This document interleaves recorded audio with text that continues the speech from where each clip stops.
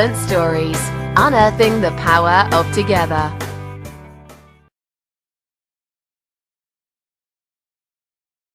You never know what's coming up here at the Salvation Army. That's the wonderful thing about it. I mean, we have all sorts of things happen. I mean, for instance, today, this afternoon, I'm off to a funeral where one of our young drug users and alcoholic lad, he died.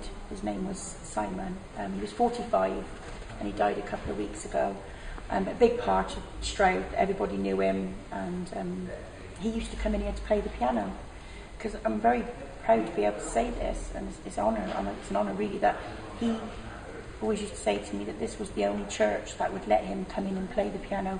Because of the way he looked and what he was, he would be asked to leave other churches because they didn't feel comfortable with him being there.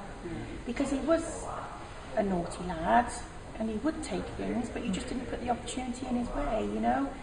And, you know, he used to come here and have food and showers and stuff because we do all sorts of different things. But the year I've been here, well, 16 months, has been the most adventurous 16 months I've ever had in my life. You know, we deal with alcoholics, drug users, homeless people, people with learning difficulties, people that are just generally going through a tough time, depression. I mean, it's like Mandy, for instance. Mandy came over and knocked on the door, I think it was September time of last year, and wanted to come and volunteer. And I hope she don't mind me saying, but she was going through a really tough time. She had a nervous breakdown because things had gone wrong at work. And if you could see how Mandy has grown in the last year, I mean, she comes here 5 times a week and helps me. I wouldn't manage some days without her. And the way she is with the clients, she takes the old ladies to the toilet and helps them out of the car. And she is a completely different girl, and I'm sure most of you sat around this circle will agree with me that Mandy has come such a long way, and she's given her heart to Jesus as well. So, you know, she's everything.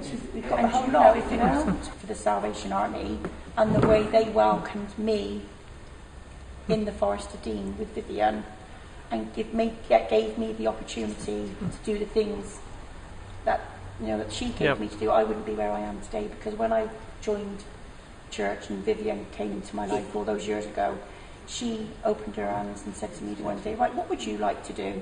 What are the kind of things you would like to do? And I'm like, well, I'm really passionate about old people. Could I start a coffee morning? And yeah, she encouraged me, and it just grew. It started off like a little bud, and it grew into this beautiful big rose. And that lunch club and the coffee morning is still going to encourage people.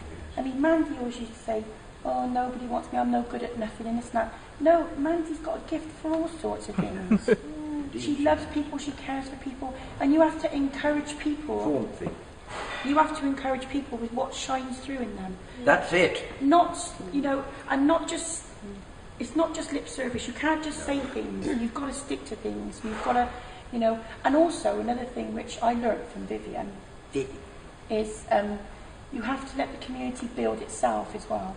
You encourage people, you get people in, and you know, you see what shines through in them, and then let them mould it and build it. And when Aidan come to see me, and we were chatting about stuff, you know, a lot of people out in our community sit at home every day thinking they've got nothing to give. Everybody has something to give. Everybody has a talent.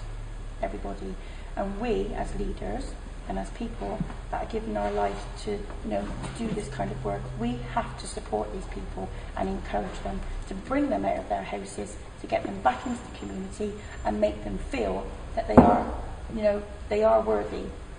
Everybody is worthy of something.